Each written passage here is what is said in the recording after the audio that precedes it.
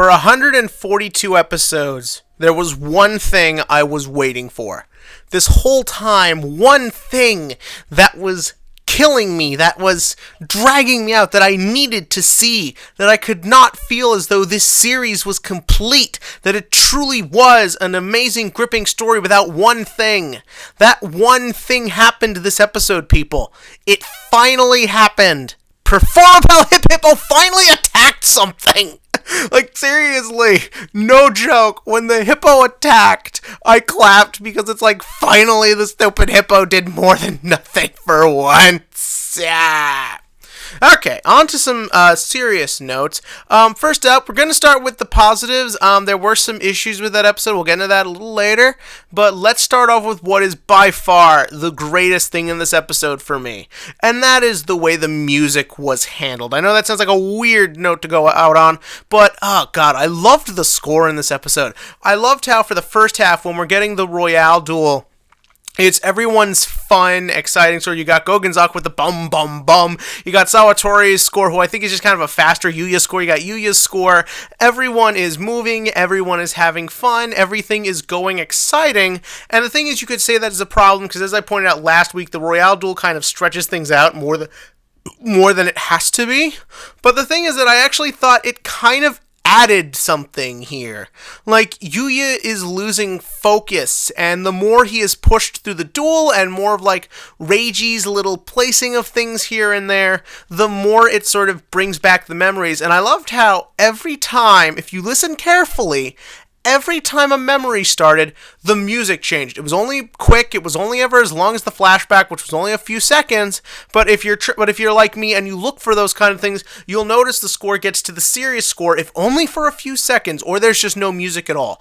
And I really liked that a lot. It adds this little extra layer of atmosphere to it. Music is such a good tool for giving you an idea what a character's mindset is or what their thought process is. And one thing this series does so well, it uses its music fantastically. So no matter where things go from here, that will always be a positive. As for some other positives, I really liked, I know it was only a minute long, but I liked the banter scene between Yugioh and Sawatori. Remember, Sawatori is technically our main rival because Reiji is just on such another level, nor do I feel a rivalry type relationship between those two. These two are supposed to be the main rivals, but because of the way the series progressed, there really wasn't a lot of time for that, and I feel like in a lot of ways this episode did make up for that. Sawatori was making some really cool plays in this episode, and some smart creative ones too. On top of that, that banter scene between the two really did a lot to establish it. If you didn't get what the rivalry is between the two, you get it now. Sawatori is overly confident, he's arrogant, and he's full of himself. Yugioh relies on the general sense that he gets from entertaining to be what pushes him, and I like the fact that we got that, if only for a moment. On top of that, the duel is really exciting, and I like the fact that Hippo, I know it was a joke earlier, I really did like the fact that it did a lot. Yugioh had combos that worked with it. The Hippo can sniff out action cards, apparently. Again, it's definitely one of those things where, like, look, the show's almost over. Let's just get it all out there now. On top of that, one thing I never thought I would actually like, but I actually kind of did in this episode, was Yuzu's fan. I know a lot of people think the whole thing with the father feels a little cheesy and kind of tacked on.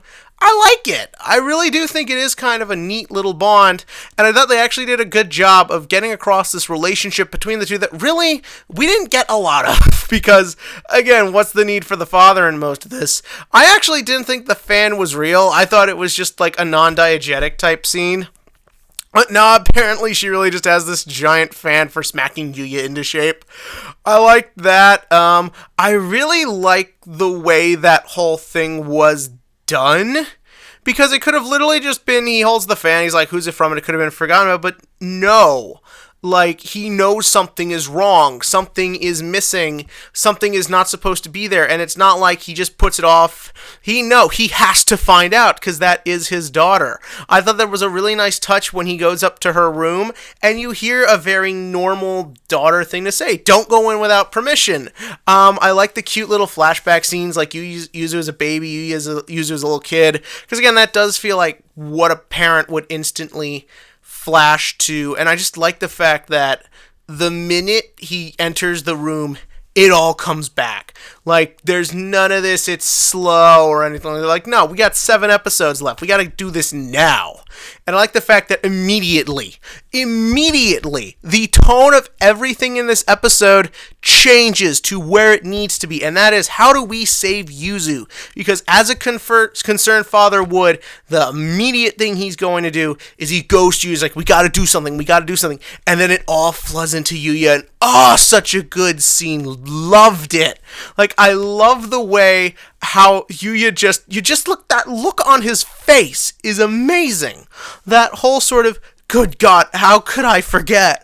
Like, it all just floods back. All the pain, all the suffering, the feeling of loss, the feeling of loneliness, the desire to save her, all that floods into him at once. And it is so beautifully seen. I loved that score. Was that music done before? Was that a new track? I thought that was a new track. Like, I don't know if it was or not, but I loved how unnatural it felt. Like, in that second where he remembered, like, it really did feel like what it is, that all of reality, all things in creation, conspired to keep this kid from remembering the person he cares about the most. It's such a screwed up concept when you think about it. It is presented beautifully as this young boy remembers all the pain and suffering he went through to bring back the one person he cares about the most. And Gogonzaka could not give a shit. Oh, God. Okay, let's get into some problems. Gogonzaka, you are such a waste of a character. Like, oh, God. At that point, the Battle Royale duel should have just stopped. Like, what was the need to get rid of the two of them? Yeah, I know, it looks like Gogonzaka is going to help Yuya figure out what to do next. I don't care. Like, I don't care at this point. Like I just said before, 7 episodes, probably less left. We don't have time for this. Like, just get to saving Yuzu. Like, I don't care. And again, Gogonzaka, I assume, has known Yuzu all her life. Like, obviously, if he's known Yuya that long, he should have known Yuzu that long. That would make sense, right? Well, then why didn't the memories flood back to him? I get it with Sawatori or Tsukikage or everyone else because, yeah, they know Yuzu, they like Yuzu, but they don't really have this relationship with her. I feel like Gogonzaka also sort of broke down, and then, after you see the memories flood to him, have him get up, and then show that the only reason he needs to finish this duel is to push into whatever answer Yuya needs. But no, he just goes in and just finishes the duel because we gotta entertain everyone. Who cares? Your best friend is trying to get laid here. As for the stuff with Reiji, it feels very tacked on and a little rushed. I don't know if any of you remember this, but back when The Mother premiered, I thought she would have made a really cool, really interesting villain. Nah, she just wanted revenge against her ex-husband. And let's be real here, these two are so divorced at this point. But come on, she's just a scorned wife. Like, come on, that's not cool. And then you get the whole thing with Reiji, like, he just knows that this is what you have to do. I hear a lot of people who don't like Reiji because he just magically knows everything. As far as I'm concerned, he's not Lelouch levels of annoying, but yeah, I'm starting to see that too. And then the Reira baby, look, I'm even willing to believe Yugioh knows more than he should, because whatever at this point. The Reira baby looks weird. I know that sounds random, but, when we see, like, Baby Yuzu, she looks cute. I remember Baby Yusei in 5Ds, he looked fine. I don't know, like, the way they sort of put the baby fat on him is maybe it, or maybe it's the lighting, or how miserable the baby looks. I love how everyone's like, we gotta get the baby's smile back. Reira barely smiled to begin with. Also, he's a baby! Like, look, I know we all like to think of babies as these cute, happy little all the time. I work retail in a store where I see parents with their crotch goblins all day. They're never happy. Babies are miserable, unhappy little sociopaths. They only care about themselves and whose boobs they're suckling from. Okay, so they're kind of like frat boys, but that's beyond the point. Basically, I just thought the whole thing, it's a little cheesy, and then making it as like, we're gonna save both Yuzu and Reira, like in the episode tag at the end there. No one cares. You're saving Yuzu, that's it. I don't know, sticking to this show's rule that we have to overcrowd everything. But you know what? Screw it, because that last shot makes the whole thing feel better. I love how we switched to this very sort of look very like oil crayon look. As you just see you remember, no, I'm Zark. And I love how it's not, I'm part of Zark, or I was Zark, or I became part of. It's like, no, I am Zark. This is who I am. And I love that last shot of the dragon and how it's around him. Like, I sort of love how it looks like it's about to sink into Yugioh. All that darkness is about to return. And I thought that was a really great, visually powerful note to go out on. It made for a very strong finale, and I'm super excited of where things are going. Just don't ruin it with too much Gogenzaka. But what did you think? In the comment section below, give me your thoughts on this episode, where you think things are going. Do you think Yu-Gi-Oh! Arc 5 has amazing music? And as for this week's TCG question of the week, YCS Seattle is this weekend. And I want to know, do you think it's just going to be an all Zodiac pummeling? Do you think there are any other interesting decks that could here? Do you think it's possible we could see decks that are just designed to kill Zodiac's topping?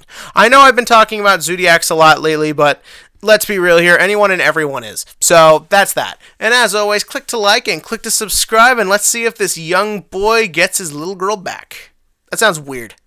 Whatever.